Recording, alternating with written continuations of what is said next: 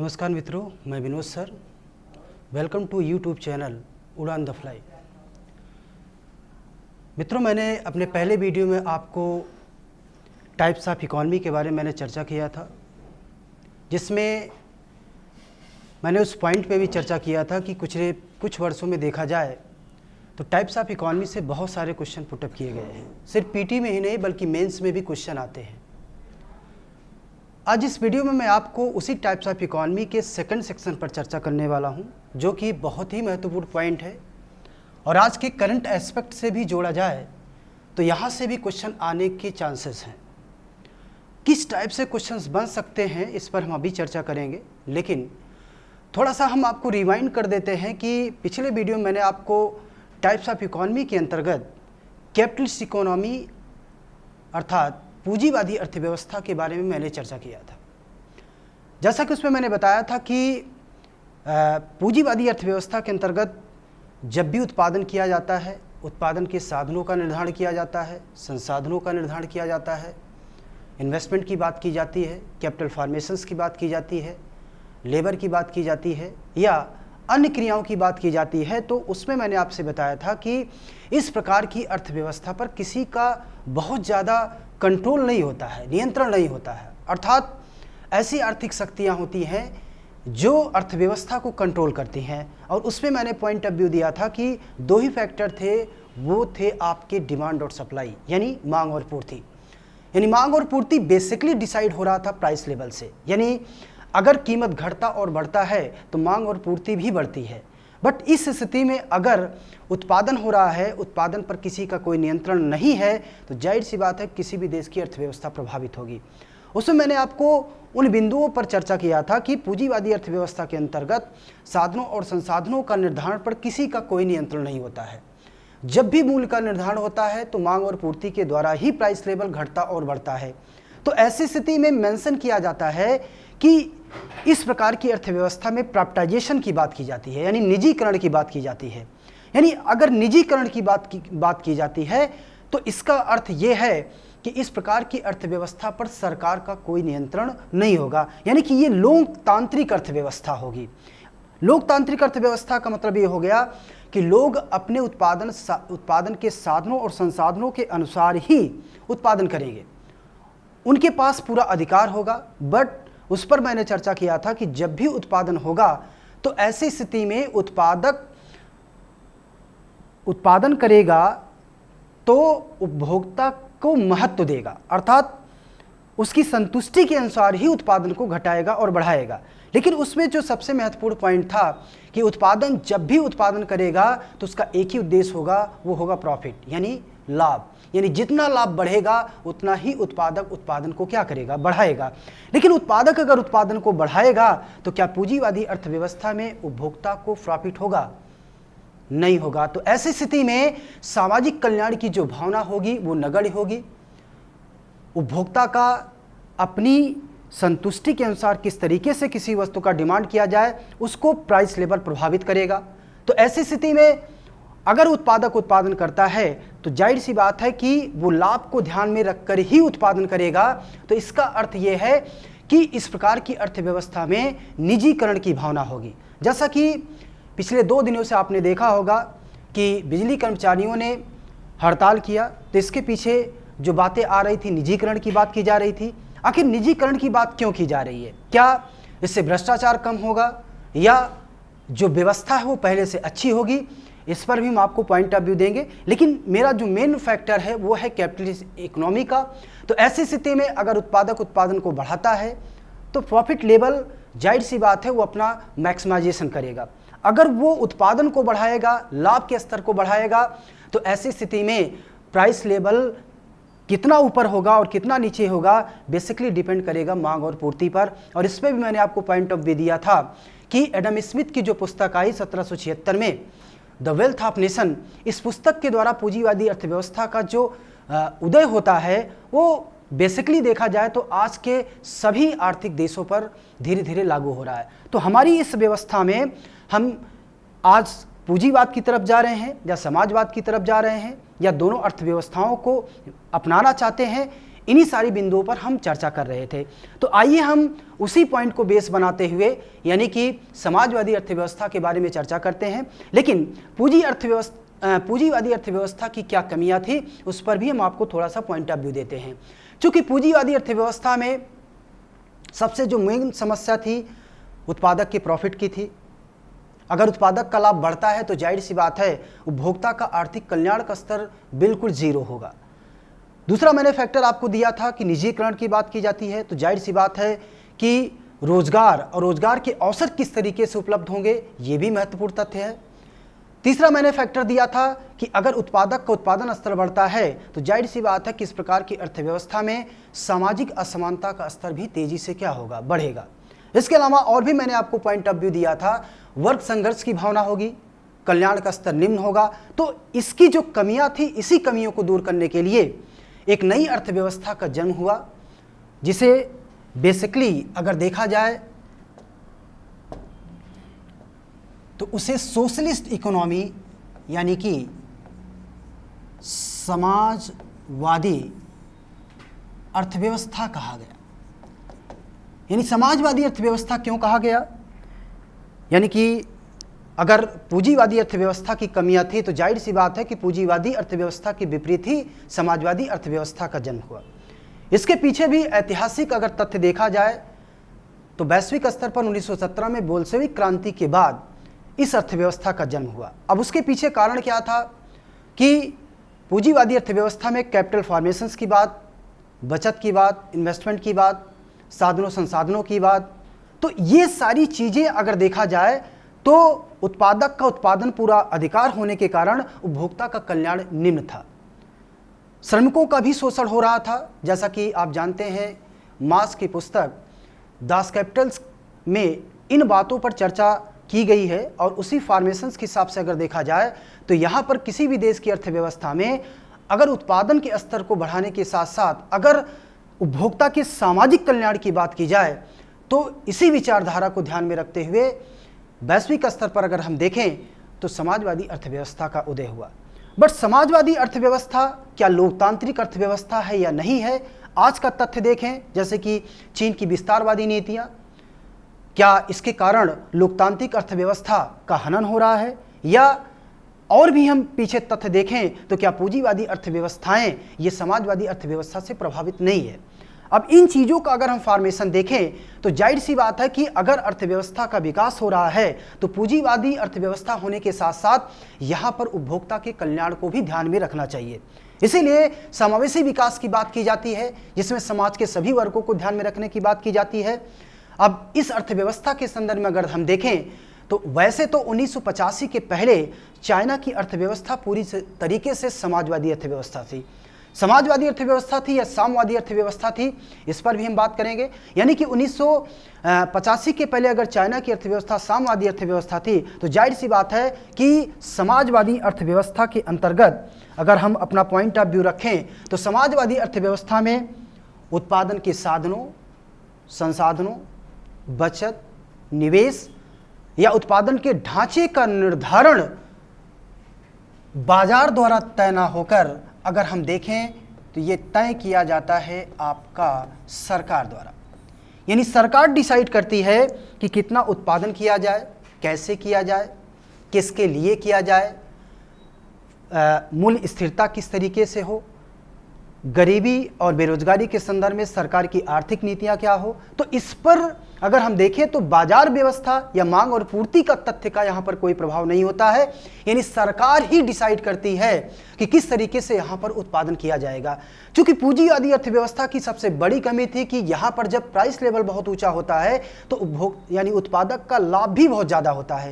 यानी जब उत्पादक का लाभ अधिक होता है तो जाहिर सी बात है कि उपभोक्ता का कल्याण वहाँ पर क्या था, शून्य था। तो ऐसी स्थिति में असमानता की बात की गई। तो यहाँ पर अगर हम देखें तो समाजवादी अर्थव्यवस्था में उपभोक्ता के कल्याण को ध्यान में रखकर ही उत्पादन किया जाता है। उत्पादन के साधनों का या संसाधनों का निर्धारण किया जाता है, बचत की बात की जाती है, सामाजिक कल्याण की बात की जाती है। तो इसीलिए समाजवादी अर्थव्यवस्था में सरकार की दो नीतियां सबसे ज़्यादा महत्वपूर्ण हैं। एक तो सरकार ही तय करती है कि प्राइस लेवल कितना होगा, साथ ही साथ उत्पादन कितना किया जाएगा, कितना निर्यात किया जाएगा, कितना आयात किया जाएगा, और इसके अलावा उपभोक्ता के कल्याण को भी ध्यान में रखा जाता है। तो ऐसी स्थिति में अगर देखा जाए तो पूंजीवादी अर्थव्यवस्था में मांग और पूर्ति के कारण मैंने दो चीज़ों पर चर्चा किया था। एक था मंदी और एक था आपका स्फीति, यानी इन्फ्लेशन और डिप्रेशन। यानी इन चीज़ों के कारण यहाँ पर असमानता थी, अनियमितता थी, प्राइस लेवल फ्लक्चुएट हो रहा था, जिसके कारण समावेशी विकास की जो परिकल्पना थी वो नगण्य हो रही थी। तो इसी प्रकार उसकी विरोधाभास के कारण, उसकी कुव्यवस्था के कारण अगर देखा जाए तो समाजवादी अर्थव्यवस्था में उपभोक्ता के कल्याण को ध्यान में रखकर ही यहाँ पर व्यवस्था की गई, जिसमें समाजवादी अर्थव्यवस्था के अंतर्गत सरकार की जो आर्थिक नीतियां हैं, एक तो उसमें सबसे ज़्यादा जो प्रभावित होगी वो होगी सरकार की राजकोषीय नीतियां। यानी कि इस स्थिति में अगर प्राइस लेवल बहुत ऊंचा होता है तो सरकार अपनी आर्थिक नीतियों के माध्यम से, यानी राजकोषीय नीतियों के माध्यम से प्राइस लेवल को हमेशा नीचे रखने की बात करेगी। दूसरा जो सिस्टम था, मैंने आपसे बताया था कि अगर स्फीति और मंदी की दशाएं हैं तो ऐसी स्थिति में एक और नीतियां प्रभावी है, वो है आपकी मॉनेटरी पॉलिसी, यानी कि मौद्रिक नीति। यानी इस नीति के अंतर्गत आरबीआई भी अपनी मौद्रिक नीति के अंतर्गत, यानी आर्थिक समीक्षा के अंतर्गत जो भी तथ्य तय करती है, जिसमें मैंने आपको कुछ तथ्यों के बारे में चर्चा किया था कि मौद्रिक नीतियों के अंतर्गत जो परिमाणात्मक नीतियां हैं उसमें बैंक दर, CRR, SLR, रेपो रेट, यानी इसके माध्यम से किस तरीके से प्राइस जो फ्लक्चुएट हो रहा है उसको कंट्रोल करती है, समावेशी विकास की बात करती है, सामाजिक कल्याण की बात करती है, आर्थिक कल्याण की बात करती है। इन बातों के माध्यम से ही मैंने आपको वहाँ पर चर्चा किया था। तो यहाँ इस नीतियों के माध्यम से ये तय किया जाता है कि समाजवादी अर्थव्यवस्था में कितना उत्पादन किया जाए, किसके द्वारा किया जाए, ये सब तय किया जाता है सरकार द्वारा। इसका मतलब है कि इस व्यवस्था के अंतर्गत जो सबसे महत्वपूर्ण बात आती है कि सरकार हमेशा प्राइस लेवल को हमेशा नीचे रखेगी। इसके पीछे कारण क्या है? प्राइस लेवल को नीचे रखने के संदर्भ में अगर हम देखें तो जैसा कि आप उदाहरण के माध्यम से समझ सकते हैं कि आज का क्राइटेरिया, जैसे अगर आप देखिए आलू की बात की जाए, प्याज की बात की जाए, गेहूं और चावल की बात की जाए, या आजकल सब्जियों के रेट अगर आप देख रहे हैं बहुत तेज़ी से बढ़ रहे हैं। तो अगर सब्जियों के रेट बढ़ने की बात आती है तो बेसिकली ये पूरी तरीके से डिपेंड करता है बाजार पर, बाजार यानी मांग और पूर्ति पर। अगर मार्केट में सब्जियों के दाम या आपके अनाज के दाम अगर बढ़ रहे हैं तो जाहिर सी बात है या तो प्रोडक्शंस कम है या तो भोग ज़्यादा है। लेकिन अगर देखा जाए तो कहीं न कहीं इन चीज़ों पर सीज़न का भी इफेक्ट पड़ता है। यानी ऐसी स्थिति में अगर मार्केट में किसी वस्तु की आपूर्ति कम हो रही है और डिमांड ज़्यादा है तो जाहिर सी बात है कि उसका प्राइस हमेशा क्या होगा, ऊंचा होगा। तो यहाँ पर सरकार अगर प्राइस लेवल को नीचे रखना चाहती है तो जाहिर सी बात है कि वो आपूर्ति को बढ़ाना चाहेगी, और आपूर्ति को बढ़ाने के लिए सरकार विदेशों से आयात भी कर सकती है, या हो सकता है कि बाजार और किसान और उपभोक्ता के बीच हो सकता है जो बिचौलिए हैं यानी मध्यस्थ हैं उनके ऊपर भी नियंत्रण ला करके, यानी जो स्टोरेज व्यवस्था उसको समाप्त करके मार्केट में वस्तु की आपूर्ति को बढ़ाकर प्राइस लेवल को कम करना चाहेगी। इसके अलावा इसमें कुछ और बातों पर मैंने चर्चा किया था, यानी कैपिटलिस्ट इकोनॉमी में, जिसमें मैंने बताया था कि सामाजिक असमानता की बात होगी। यानी कि अगर कीमत लेवल यानी प्राइस लेवल अगर आपका बढ़ता है तो जाहिर सी बात है कि कुछ लोगों की आय में तो वृद्धि होगी, लेकिन जिन लोगों की आय में वृद्धि नहीं हो रही है प्राइस लेवल बढ़ने से, अमीर और गरीब के बीच जो खाई है वो भी बढ़ती जाएगी। इसके पीछे कारण क्या है कि अगर गरीब लोगों या सामान्य व्यक्ति जिसकी इनकम नहीं है, उनके पास अगर आय का साधन नहीं है और पहले की तुलना में अगर वो किसी वस्तु का क्रय करते हैं तो जाहिर सी बात है प्राइस लेवल बढ़ने पर उनको पहले की तुलना में मूल्य ज़्यादा देना पड़ेगा, और अगर ज़्यादा देना पड़ेगा तो पहले की तुलना में उनकी जो परचेजिंग पावर पैरिटी है यानी क्रय शक्ति क्षमता है वो भी घटेगी। अगर घटेगी तो जाहिर सी बात है मूल्य ज़्यादा देना पड़ेगा, और ज़्यादा देना पड़ेगा तो मैंने आपसे बताया था कि अगर परचेजिंग पावर पैरिटी घट रही है तो जाहिर सी बात है कहीं ना कहीं उनकी बचत क्षमता भी क्या होगी, प्रभावित होगी। और अगर बचत क्षमता प्रभावित होगी, जैसा मैंने कहा था, कीन्स ने कहा था कि बचत बराबर हमेशा होता है आपका क्या, निवेश। यानी कि अगर निवेश नहीं होगा तो उत्पादन नहीं होगा, उत्पादन नहीं होगा कुल लोगों को रोजगार नहीं मिलेगा, रोजगार नहीं मिलेगा तो अर्थव्यवस्था में मंदी आएगी, और मंदी आएगी तो जाहिर सी बात है आपकी अर्थव्यवस्था क्या होगी, प्रभावित होगी, आर्थिक कल्याण का स्तर भी घटेगा, पूंजी का भी निर्माण नहीं होगा। तो ऐसी स्थिति में इन्हीं बातों को ध्यान में रखा जाए तो यहां पर सरकार कीमत पर नियंत्रण रखेगी। जैसा कि अगर आप देखिए आज के समय में बाजार में अगर आप जाते हैं, यानी बाजारवादी अर्थव्यवस्था में या बाजार के तथ्य के बाजार के समक्ष अगर आप किसी वस्तु का क्रय करते हैं, जैसे कि मान लीजिए कि अगर आप गेहूं खरीदने मार्केट में जाते हैं तो नियर अबाउट आपको 20 रुपये प्रति केजी मिलेगा। तो जाहिर सी बात है कि निजीकरण की बात होगी, वहां पर उत्पादक अपने हिसाब से गेहूं का मूल्य तय कर रहा है। अगर बाजार में वहां पर अगर गेहूं की आपूर्ति कम या ज़्यादा है तो मूल्य भी वहां पर कम और ज़्यादा होगा। तो इस व्यवस्था में उत्पादक का एक ही उद्देश्य होगा, अपने लाभ को अधिकतम करना, जबकि यहां पर उपभोक्ता के संतुष्टि का स्तर बिल्कुल शून्य होगा। तो ऐसी स्थिति में क्या सामाजिक कल्याण का स्तर ऊंचा होगा या नहीं होगा, इस बात को सरकार ध्यान में रखते हुए, यानी समाजवादी अर्थव्यवस्था में सरकार उत्पादन पर पूरा नियंत्रण रखती है।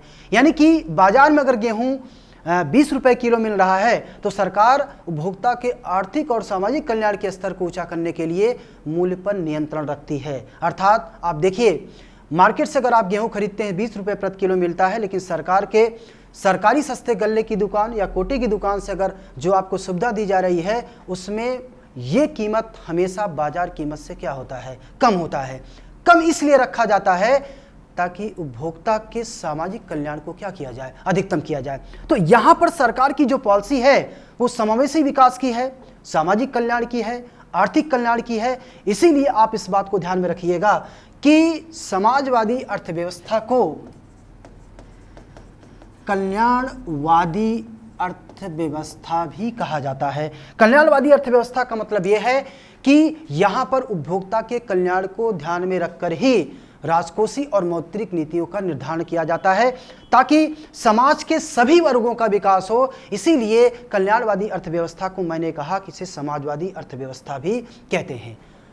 आज के कंटेक्स्ट में अगर हम देखें, जैसा कि 1985 के पहले रूस, चाइना, वियतनाम जैसे देश पूरी तरीके से समाजवादी अर्थव्यवस्था थे, लेकिन 1985 के बाद सोवियत संघ या चाइना या वियतनाम जैसे देश क्या ये पूरी तरीके से समाजवादी हैं या नहीं है, या समाजवादी से संबंधित या कल्याणवादी व्यवस्था से संबंधित एक और विचारधारा सामने आती है जिसे हम साम्यवादी विचारधारा कहते हैं। क्या समाजवादी विचारधारा या साम्यवादी विचारधारा दोनों एक ही चीजें हैं, या ऐसे कह सकते हैं कि साम्यवादी अर्थव्यवस्था या कल्याणवादी अर्थव्यवस्था एक ही है? तो इन चीजों में बहुत थोड़ा सा अंतर है। जब समाजवादी अर्थव्यवस्था या कल्याणवादी अर्थव्यवस्था की बात की जाती है तो इस प्रकार की अर्थव्यवस्था में उपभोक्ता के कल्याण को ध्यान में रखते हुए, अर्थात समाज के सभी वर्गों को ध्यान में रखते हुए आर्थिक नीतियों का, अर्थात राजकोषीय और मौद्रिक नीतियों का निर्धारण किया जाता है।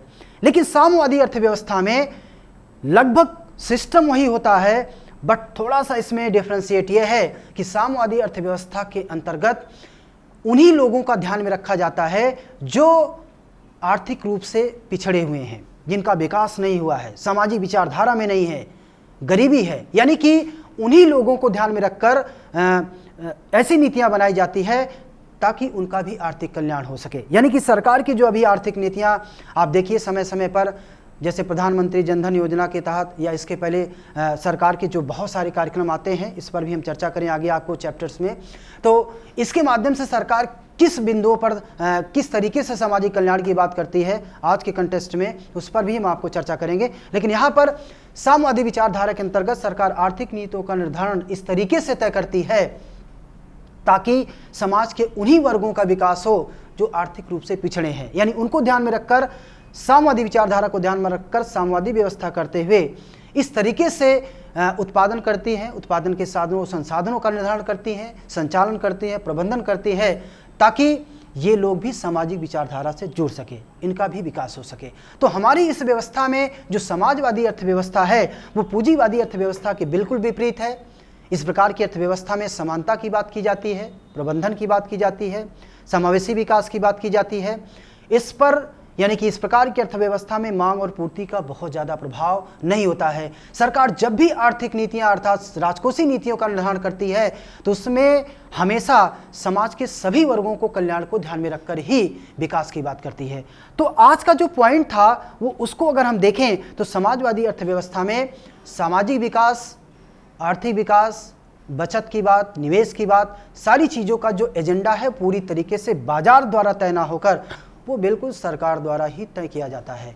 तो इसका अर्थ है अगर आज के हम अर्थ में देखें यानी कि जो पिछली विचारधाराएं हैं और आज की जो विचारधाराएं हैं, क्या सभी अर्थव्यवस्थाएं सामाजिक यानी कि समाजवादी अर्थव्यवस्था पर प्रभावित है या नहीं है? तो इसकी भी बहुत सारी कमियां थी। कमियां ये थी कि अगर सरकार सिर्फ सामाजिक कल्याण को ध्यान में रखकर आर्थिक नीतियों का निर्धारण करेगी तो अर्थव्यवस्था में कभी भी पूंजी का निर्माण नहीं होगा, और अगर पूंजी का निर्माण नहीं होगा तो मैंने आपसे बताया कि बचत भी नहीं होगा, इन्वेस्टमेंट भी नहीं होगा, और इन्वेस्टमेंट भी नहीं होगा तो जाहिर सी बात है कि उत्पादन का स्तर बढ़ने के बजाय क्या होगा, घटेगा, और उत्पादन घटेगा तो अर्थव्यवस्था में मंदी आएगी, बेरोजगारी का स्तर फैलेगा।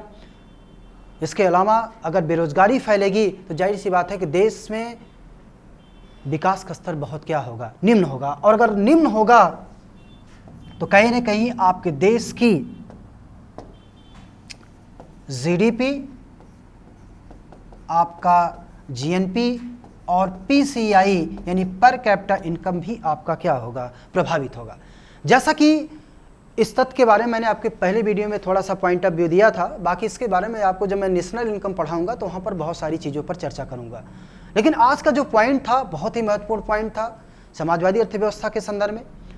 अब आते हैं उस पॉइंट पर जो आपके लिए महत्वपूर्ण है कि अभी तक इस पर क्वेश्चन किस तरीके से पुट अप हुआ है। अब क्वेश्चन का क्राइटेरिया अगर आप वनडे की परीक्षा में देखें तो बहुत सीधे सीधे पूछा जाता है कि समाजवादी अर्थव्यवस्था को कहते हैं साम्यवादी अर्थव्यवस्था, कल्याणवादी अर्थव्यवस्था या अलोकतांत्रिक अर्थव्यवस्था, या चौथा इनमें से सभी। तो बहुत सिंपल सी बात है, जैसा मैंने आपको बताया कि इनमें से सभी यानी समाजवादी अर्थव्यवस्था को साम्यवादी, कल्याणवादी या अलोकतांत्रिक अर्थव्यवस्था भी कहते हैं। इसके अलावा इसमें बहुत सीधे सीधे सवाल पूछा जाता है कि समाजवादी अर्थव्यवस्था में नियंत्रण होता है मांग का या पूर्ति का या सरकार का या इनमें से किसी का नहीं। तो जाहिर सी बात है, मैंने आपको बताया कि सरकार का ही इस पर पूरा क्या होता है, नियंत्रण होता है। इसके अलावा मैंने कहा कि किस प्रकार की अर्थव्यवस्था में सरकार का उत्पादन के साधनों और संसाधनों पर पूरा नियंत्रण होता है। तो जाहिर सी बात है कि समाजवादी अर्थव्यवस्था में तो ये इस टाइप के जो सवाल आते हैं ये पूरी तरीके से वनडे की परीक्षाओं में पूछे जाते हैं। लेकिन अगर टीजीटी पीजीटी की परीक्षा है, नेट और जेआरएफ की है, या इसके अलावा आपका यूपीएससी का है या स्टेट लेवल की परीक्षा है तो इसका क्राइटेरिया बिल्कुल अलग है। इसमें आपके जो सवाल आते हैं वो कथन और कारण के होते हैं, कूट के सवाल होते हैं, मैथ्स के सवाल होते हैं। तो उसमें एक सवाल थोड़ा सा आपको मैं देना चाह रहा हूँ, आप इसका हमको आंसर कमेंट बॉक्स में दीजिएगा। सवाल ये है कि किस प्रकार की अर्थव्यवस्था में, या ऐसे कह सकते हैं कि कथन सत्य है। एक, किस प्रकार की अर्थव्यवस्था में सामाजिक विचारधारा को ध्यान में रखकर आर्थिक नीतियों का निर्धारण किया जाता है। नंबर 2, इस प्रकार की अर्थव्यवस्था में लोकतांत्रिक अर्थव्यवस्था की बात की जाती है। नंबर 3, साधनों और संसाधनों का निर्धारण सरकार द्वारा तय किया जाता है। नंबर 4, इस प्रकार की अर्थव्यवस्था में वर्ग संघर्ष नगण्य होता है। अब इसमें आप ऑप्शन है यानी कि पहला जो आपका क्वेश्चंस है उसके हिसाब से अगर ऑप्शन रखा जाए तो क्या 1 और 2, 3, 4 सही है, या 1 और 2 सही है, या 2 और 3 सही है, या इनमें से कोई नहीं सही है। तो इस पर आप हमें कमेंट बॉक्स में कमेंट करिएगा। इसकी चर्चा में आपको अगले वीडियो में इस पर हम आपको फिर से आपको थोड़ा सा पॉइंट ऑफ व्यू देंगे, लेकिन आप अपना यहाँ पर कमेंट दीजिए कि क्या आंसर होगा।